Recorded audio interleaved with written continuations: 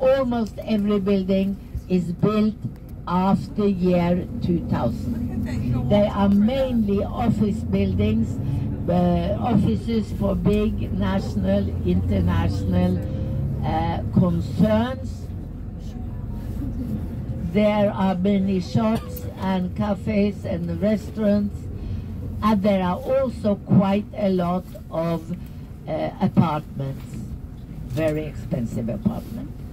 The medieval city of over here to your right burnt down many times during history, and it was built up on the old ruins until 1624.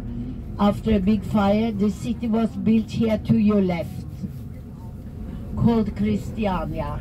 The king then moved the city from up front over to the left, because that is a peninsula, and with the medieval fortress neighbor to your ship, it was easier to protect the city from our neighbors, the Swedes, for instance, when it was behind us than when it was in front of us towards Sweden.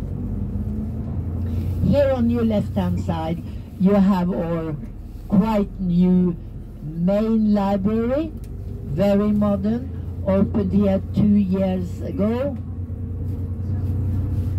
and it has become very popular as a meeting place. The painter Edvard Munch was born in 1863 north of Oslo, and he died here in Oslo in 1944. You may have heard his name as Munch. He was an expressionist. He started off as a realist. He passed by being other things, but his main works are expressionistic, and he was the one in the world of painters to push this new way of painting, expressionism, and for that he was very important.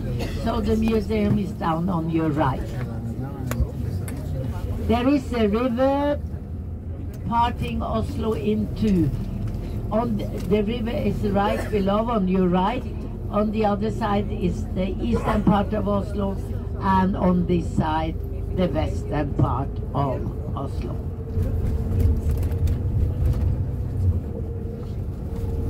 So we are all the time on the western part. Radisson Blu was for a long time, and is still the tallest hotel in Oslo, with 39 etages, and up on the top you have a bar, and there you have 360 degrees view of Oslo.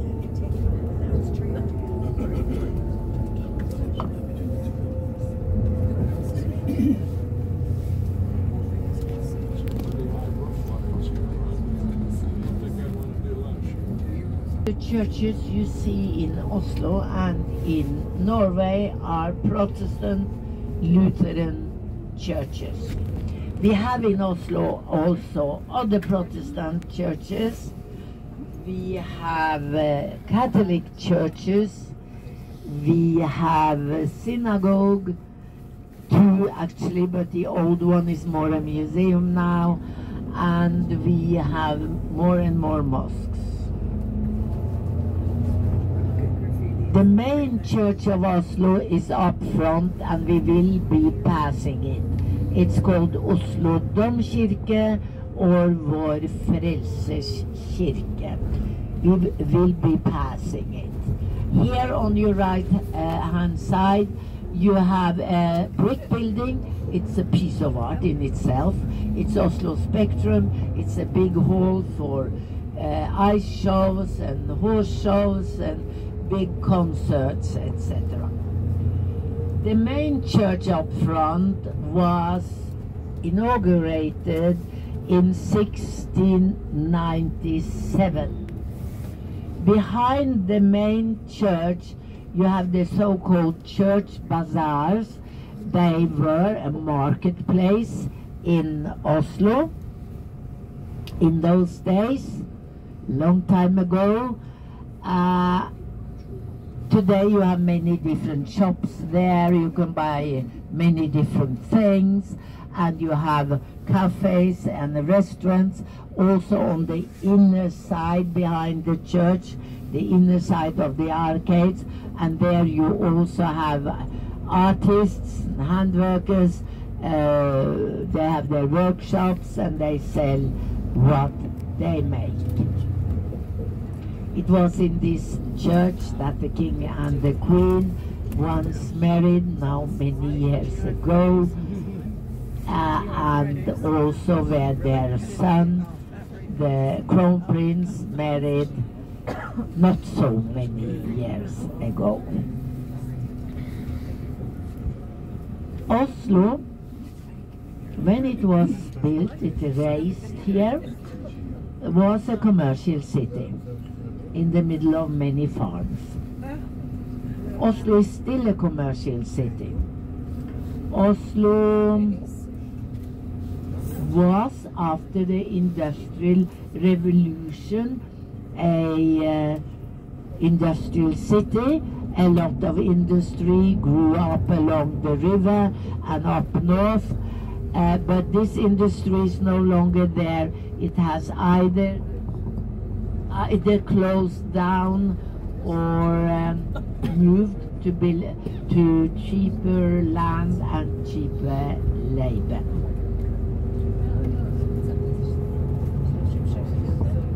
Today we are living from commerce. We are living from service, like tourism, for instance, schools and hospitals, administration of the country, and the municipality give a lot of work, and high technology. You have the flower market here, and in the middle of the flower market you have cheese and other things. You have King Christian IV. King Christian IV was a Danish-Norwegian king from the time when we were in union with Denmark, from 1380 till 1814. 434 years we were in union with Denmark. Then we came into union with Sweden in 1814, and that lasted till 1905. You have a very old restaurant here on your right hand side, Stortorvet Gjestgiveri. Lots of intellectuals come here, and lots of artists and journalists and lawyers, etc., etc. A lot of beer and wine is being consumed here. There are lots of discussions, and they serve very good lutefisk. Do you know lutefisk? Before Christmas. That's the fish, very Norwegian fish, that you either love deeply or you hate it, even the look of it. You call it fish jello? Yeah, it looks very jello, doesn't it? I love it personally, but sometimes I think it's probably the bacon that goes with it that tastes so good, huh? They wrap the fish in bacon, salted.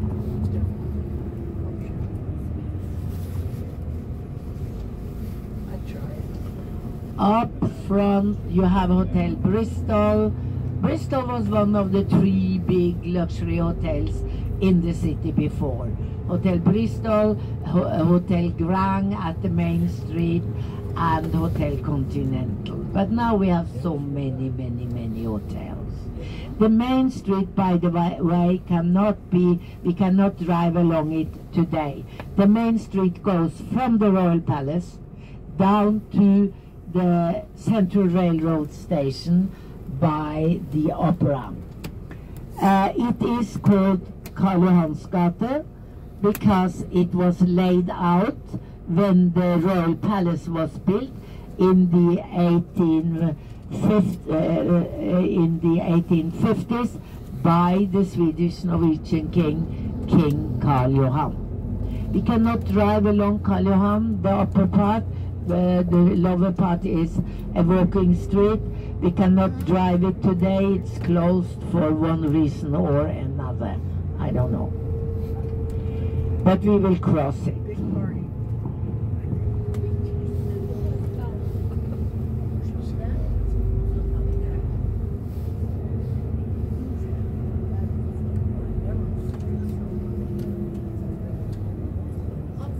You have our old National Gallery. I loved it. I have studied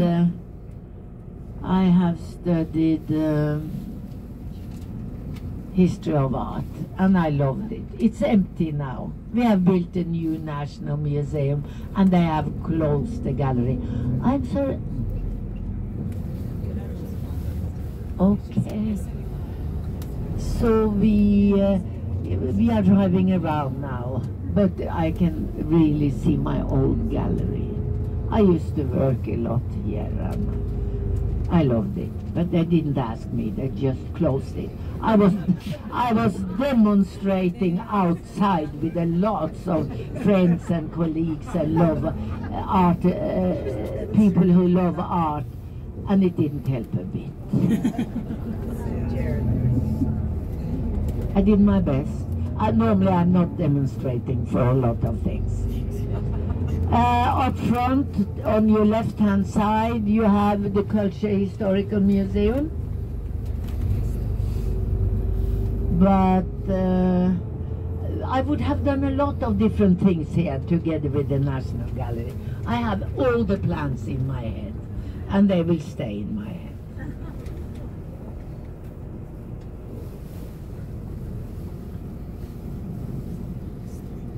At the moment, we are some 700,000 people living in Oslo.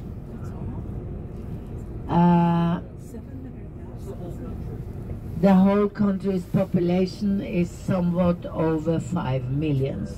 You know, here, it's not the quantity, but the quality that counts. We will drive crossing the main street, and then I'll tell you, and then when we cross, you look up to your right and you see the Royal Palace.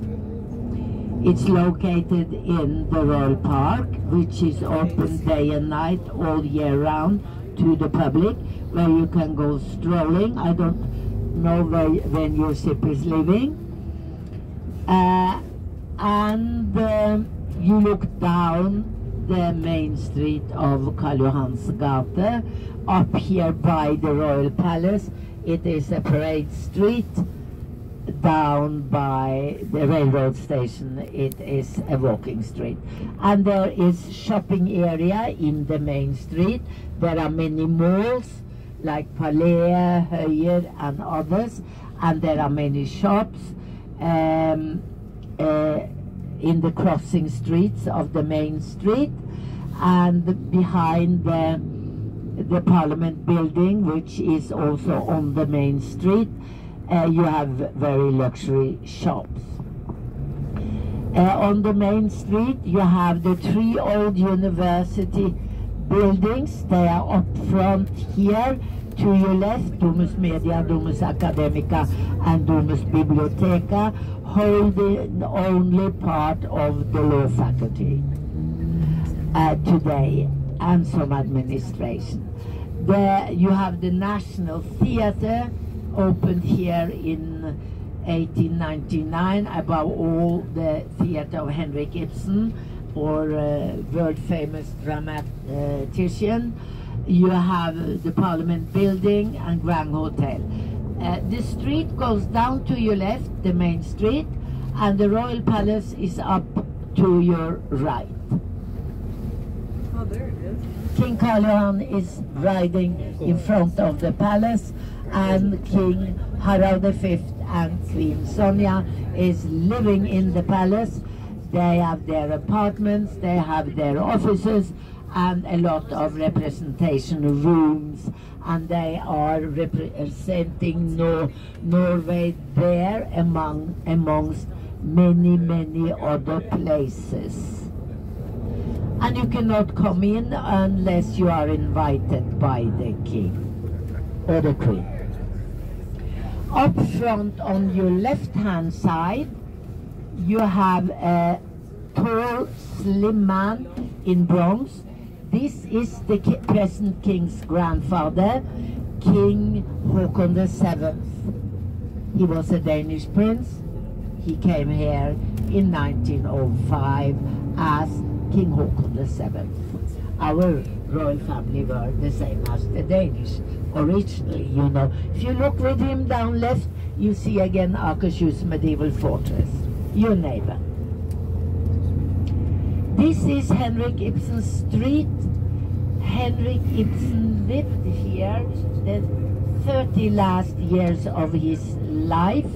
On your left hand side, the corner apartment on the first floor. That is where he wrote his last dramas, and that's where he died in 1906, and that is Ibsen's museum with a small theater, and they have restored everything. And can you imagine? They have no money to open it. It's incredible, huh? In this oil nation. But there is no money, so it is closed.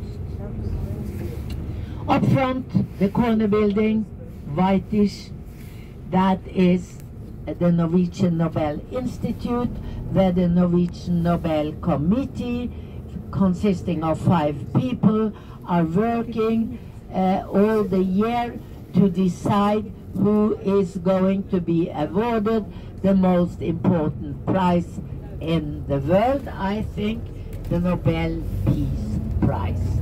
And they announce who on the 2nd Friday of October, and here you have a portrait by the door to your right of Alfred Nobel, and this portrait was made by our most famous sculptor Gustav Vigeland. We have another bronze sculpture up front behind buses and trams. Is standing Sir Winston Churchill. I don't think he liked it too much here. Here you see him, huh? He has no cigar and no whiskey. But we are very grateful to him and others for what they did for us during the Second World War. The brown building to your left is our National Library. And then we will drive here through a residential part called Frogner. That is one of the more expensive residential areas in the city, an old area. Then you have all these new things. Very many Norwegians buy their homes or build their homes. They borrow a lot of money. They have to pay back. So in a way, their homes become their saving box for many for the rest of their lives. It is very expensive. Everything is expensive in Norway. Now even electricity, that was the only cheap thing here, is expensive. But anyway, if you want to buy an apartment in Oslo.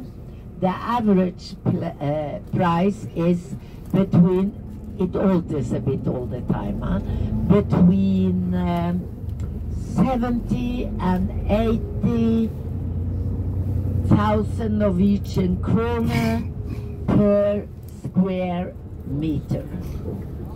We pay some 10 kroner for a dollar, I think.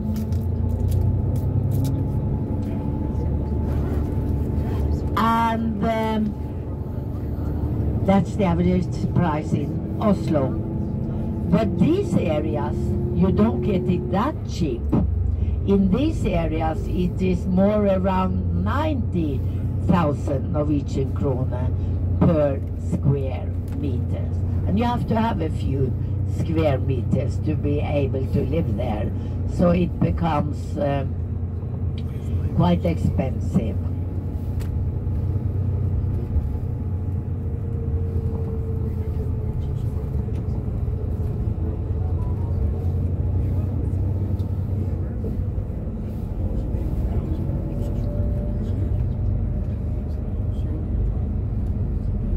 In this area there are many small shops, exclusive shops, cafes, restaurants.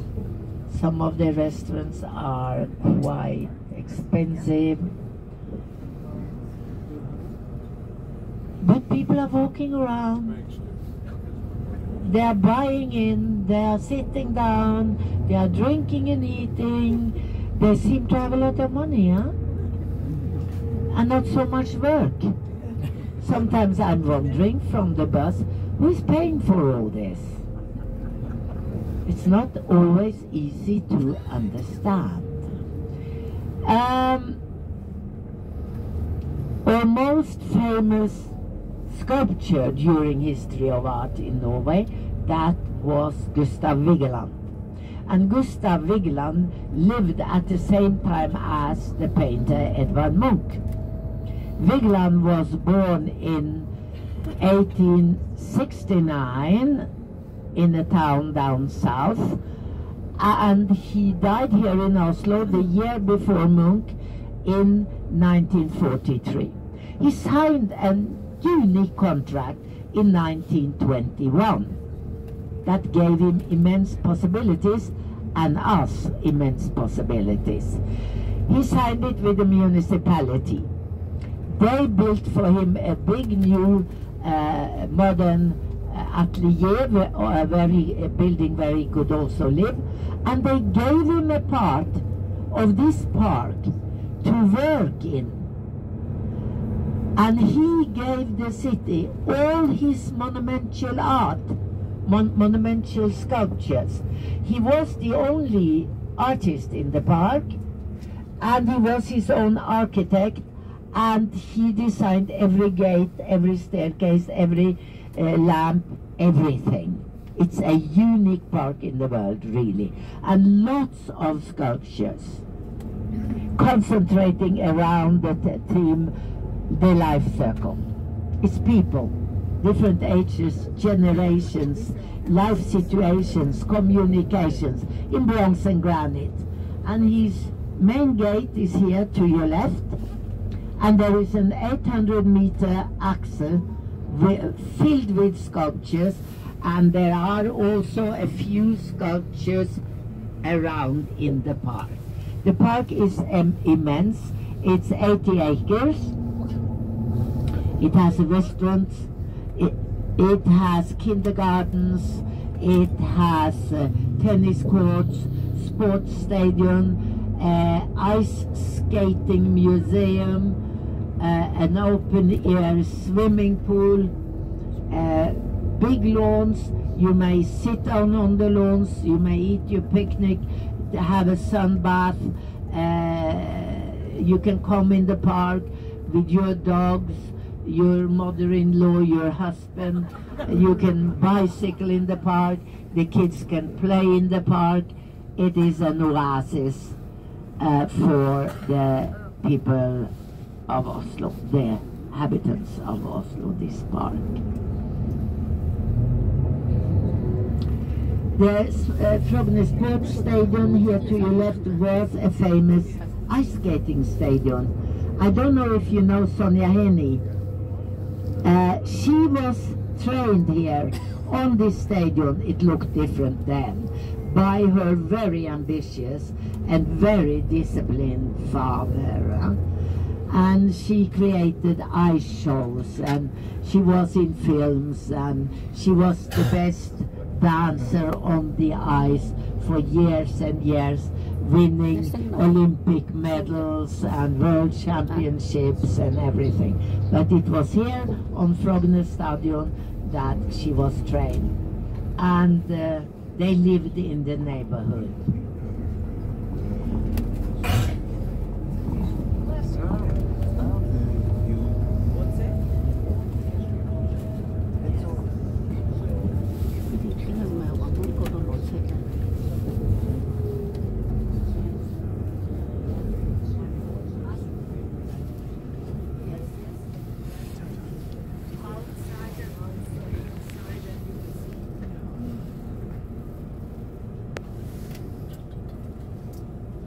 Oslo is beautifully located at the end of the fjord, and the inner part of the Oslo fjord belongs to the city's territory, with all the possibility that gives us.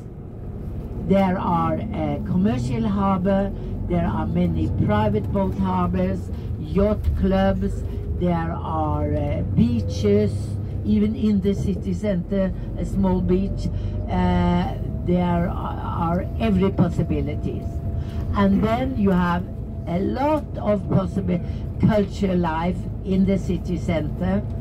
And then the city center is surrounded by hillsides to the west, to the north, and to the east.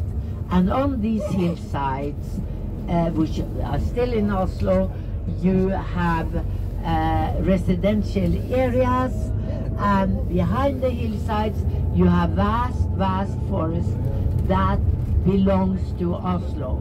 The territory of the capital is more than 453 square kilometers. It is a paradise. You can go walking and hiking in the forest. You can sleep outside at night or in tents or in little cottages. You can bring your picnic, or you can go to smaller restaurants. You can swim in the lakes, you can fish in the lakes. You have berries and flowers and mushrooms, and you can go horse riding, and you can go skiing and ice skating in the winter. And Oslo is really a winter sport resort, I would say. We have no mountains, that's true, but we have on these hillsides alpine ski centers. They are quite good. They are small, but they are quite good, and you can do all kinds of alpine sport. We have the very best possibility for inside the geographical borders of Oslo, our capital, for our national sport, cross-country. On the territory of Oslo, you have every winter more than 2,500 kilometers of well-prepared ski tracks for cross-country skiing. And over 100 of these kilometers are illuminated in the evening. And you can go passing the geographical borders and continue to ski into the neighboring counties. Nowhere do we find better possibilities for cross-country skiing. More varied, more beautiful. It is fantastic. And you have in Oslo many ski jumps, of course, small ones and bigger ones. Holmenkollen is something very special.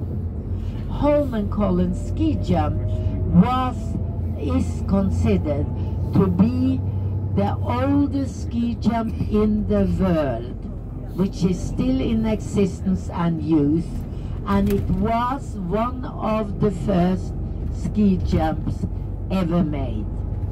The first ski jumping competition in Holmenkollen was already in 1892. Then the ski jump was very small.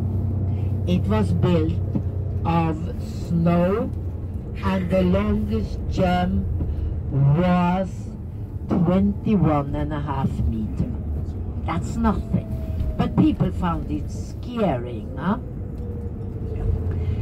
And fantastic. Of course, the ski jump has been rebuilt and modernized and made bigger many times during history since 1892, but it has always been in the same slope, in the same spot. And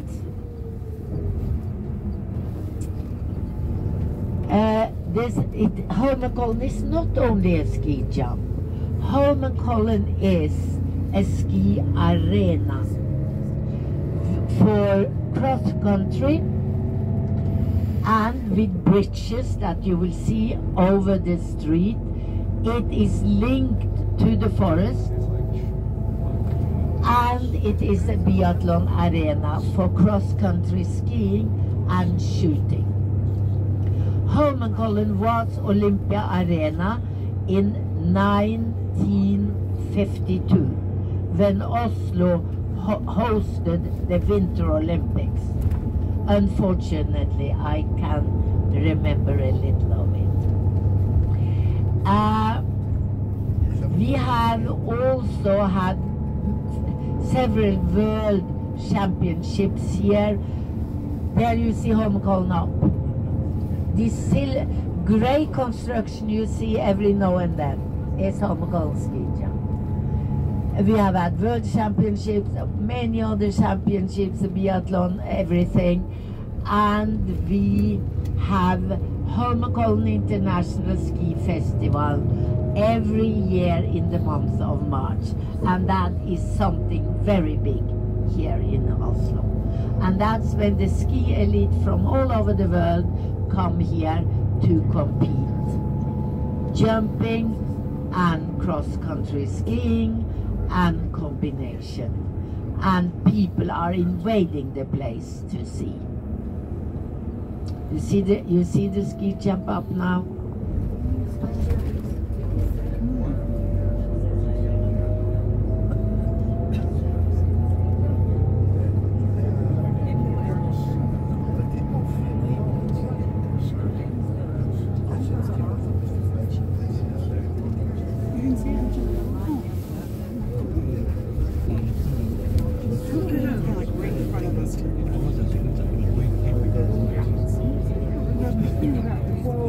View of residential areas downtown and here and Bygdøy today are very beautiful and very expensive residential areas.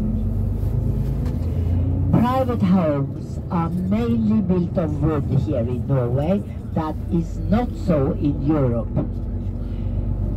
That is our old tradition. It's the same thing in Sweden and Finland and so on, but not when you come down to Europe, not even in Denmark. If you would like to buy a house here, of course I can help you. The price depends on how big it is, of course, what kind of materials, if it has a lot of sun or not. We do love the sun. If it has a beautiful view or not, etc., etc.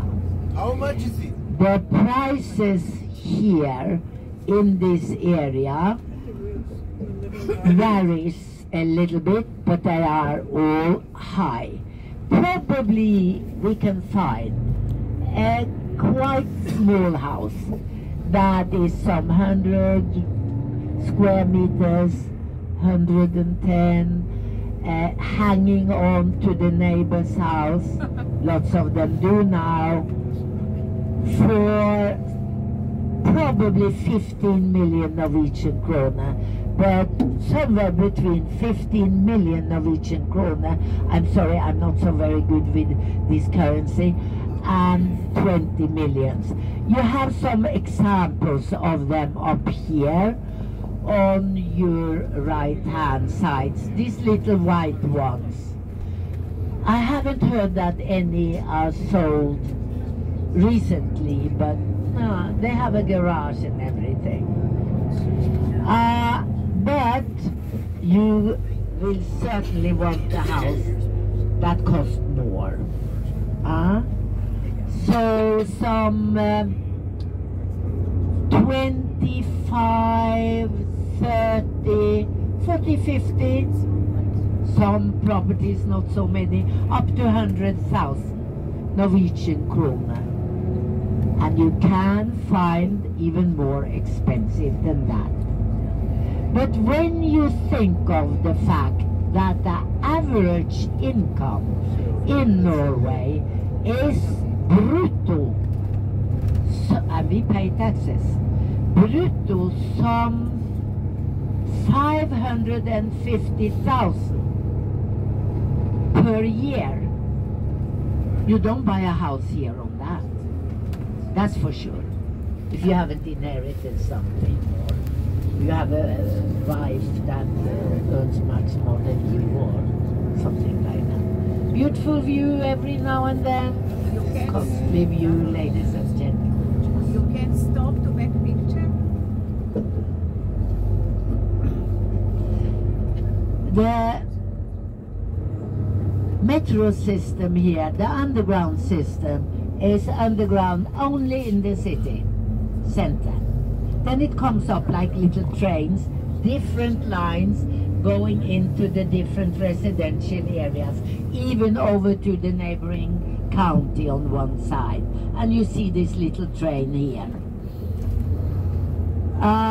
The last station on this line, which is line number 1, the last 2-3 stations are in the forest. So you can get on the underground system with your bicycle, with your skis, your dog, your husband, mother-in-law, kids, everything, not yours. And you ride up less than half an hour, a beautiful ride, and there on the station, some of the last stations, you can put on your skis and you can walk off. And you can leave the mother-in-law behind, of course, or the husband. I ski a lot. I ski many times a week normally. Never with my 3 adult sons. They don't want to ski with me. Even my daughters-in-law, one doesn't like to ski, one is Swedish, and one skis with me every now and then, not very often.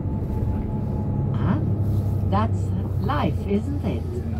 And then here to your left, you have a beautiful view again. This is the best view we can show you. But we can't stop. That's absolutely forbidden. You'll see it again when we come down. You have a beautiful wooden house up front. That's Holmenkollen Restaurant. It was built in 1892-93. It's in what we call dragon style. That's a special architecture that you find only in Norway, not in the Nordic countries, only here in Norway. And that is decorated very often with dragon's head and snakes and everything. We learned that from the Vikings, and we found out when we found the Viking ships and everything that was in and around in the graves. And that is when we had this dragon style from 1880s till 1910-20. Very slowly we will drive here. This is Holmenkollen Ski Arena. Ladies and gentlemen, you'll have to take a photo from the bus here, since we are not allowed to stop. But we drive more slowly than people behind us like. so you can take a photo if you want. Start at the top, you sit on the bench, you leave the bench, bend your knees, you raise down on this, what did I say, on this silver thing. That's where you jump out into the air, you fly through, and you land down below, as far down as possible, but not too far. You have a troll on the other side here, to your right. A troll, big troll. The ski bridges, and then you will see a church, a wooden church, Holmenkollen Chapel. It was originally built in 1903, but it was burned down to the ground some 30 years ago, and Satanists had put fire on it, but we have built it up as it once were. Very popular to get married in this church. And then you will start, you will soon meet King Olav V, the father of the present king, skiing with his dog Troll in Bronx. He was a skiing king, very popular king. He was a skiing king. He took part in the ski jumping competitions in Holmenkollen when he was a young guy, and he was a great sailor and won Olympics in 1928. Here he is, old knickers, old hat, old anorak. I met him many times up here skiing early in the morning in all kind of weather until he was 80 years old.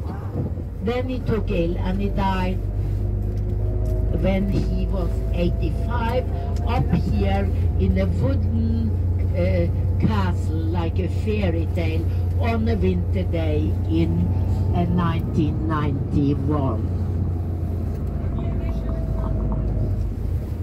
There are lifts to go to the top, but you are not going to use the lifts, ladies and gentlemen.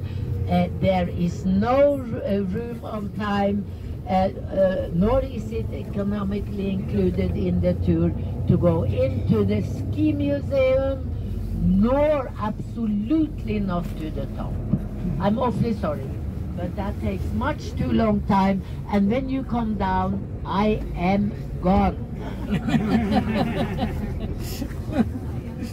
What do you mean by